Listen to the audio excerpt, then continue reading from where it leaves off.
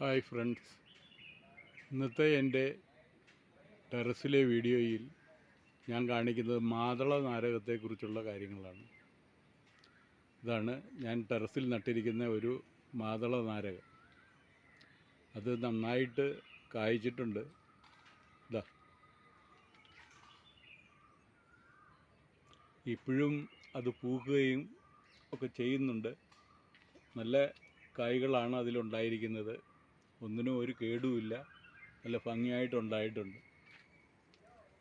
ഇത് ഞാൻ നട്ടിരിക്കുന്നത് 200 ലിറ്ററുള്ള ഒരു ക്യാൻ്റെ പകുതി ഭാഗം ഉപയോഗിച്ചിട്ടാണ്.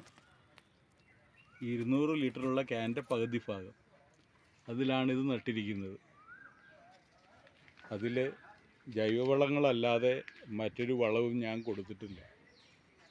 ജൈവവളമാണ് നമ്മുടെ കൃഷിയിൽ ഞാൻ എപ്പോഴും ഉപയോഗിക്കുന്നത്.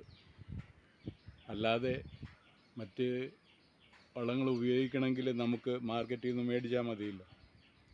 ഇതാ നോക്കൂ, ഒന്നാന്തരം ആയിട്ട് കായ്ച്ചിട്ടുണ്ട്. കണ്ട,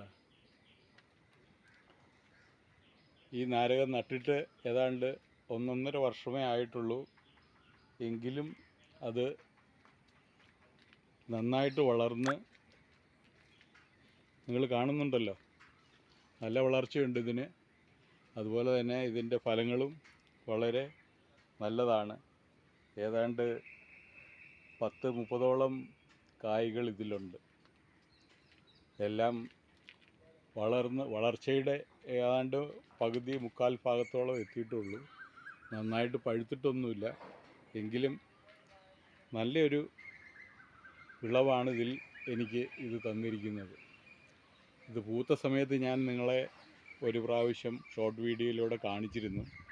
അപ്പോൾ നിങ്ങളെല്ലാവരും ഇതുപോലെ മാതള നാരകം കൃഷി ചെയ്യുകയാണെങ്കിൽ നമ്മുടെയൊക്കെ ടെറസുകളിൽ ഇതുണ്ടാവും. ഞാൻ ടെറസുകളിൽ വേറെയും ചെടികൾ നട്ടിട്ടുണ്ട്. അതായത് പേരയുണ്ട്. പക്ഷെ അതൊന്നും ഇവിടെ പറഞ്ഞിട്ട് കാര്യമില്ലല്ലോ. ഇപ്പം ഞാൻ പറയുന്നത് മാതള നാരകത്തെക്കുറിച്ച് മാത്രമാണ്. ഇതാണ് മാതള നാരകം കായ്ച്ച് നല്ല ഭംഗിയായിട്ട് കിടക്കുന്നത്. കണ്ട, അപ്പോൾ എല്ലാവരും ഇതുപോലെ മരുന്നടിക്കാത്ത ഫ്രൂട്ട്സും നമുക്ക് കഴിക്കാം, പച്ചക്കറി പോലെ തന്നെ. അപ്പോൾ അതുകൊണ്ട് നിങ്ങൾ ഇതിലൊക്കെ തയ്യാറെടുക്കുക. അപ്പോൾ നിങ്ങളുടെ സഹകരണം എനിക്കുണ്ടാകണം. നിങ്ങൾ എന്നെ ഒന്ന് അപ്രിഷ്യേറ്റ് ചെയ്ത് സബ്സ്ക്രൈബ് ചെയ്യാത്തവർ സബ്സ്ക്രൈബ് ചെയ്ത് കൂടി സഹായിക്കുക. അപ്പോൾ